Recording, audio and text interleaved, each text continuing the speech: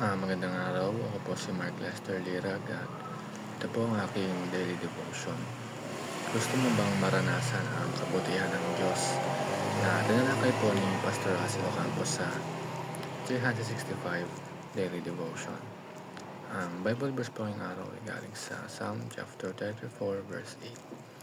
Ang sabi po ay, "Taste and see that the Lord is good. Blessed is the one who takes refuge in Him." Um, alam, alam mo ba na minsan ay sa dami na nangyayari sa paligid natin ay nakakalimutan natin kung gaano kabuti ang Diyos. Pero ang sabi nga sa verse, "Oh, taste and see." Ibig sabihin, hindi lang ito basta naririnig o nababasa. Kailangan natin siyang maranasan. Ang concept ngayong araw is tungkol sa goodness. Ang kabutihan ng Diyos ay hindi lang basta attribute niya. Ito ay kanyang mismong likas na pagkatao. He is the ultimate standard na kung ano ang tama, maganda, at karapat-dapat na purihin. Lahat ng ginagawa niya ay mabuti kahit hindi agad natin ito maintindihan.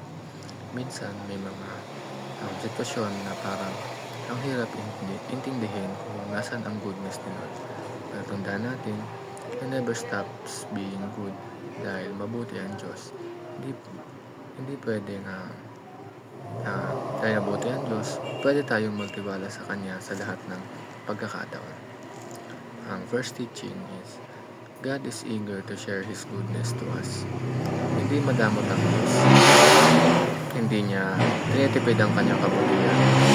Oo lang, sabik siyang ibigay ito.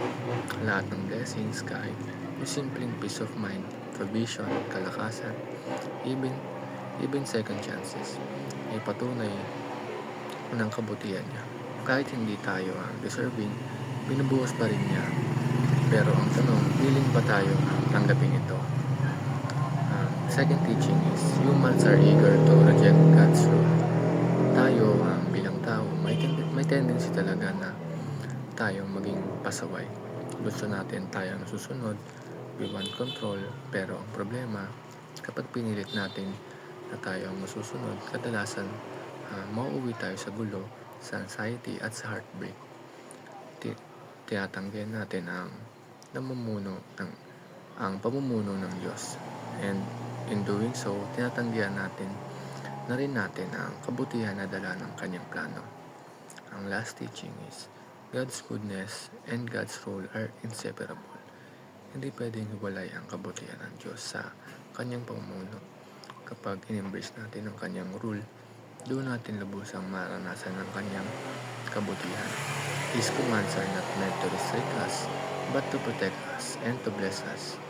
Kapag sinusunod natin siya, saka lang natin tunay na maunawaan na ang kanyang plano ay para sa ating ikakabubuti. Yun lang.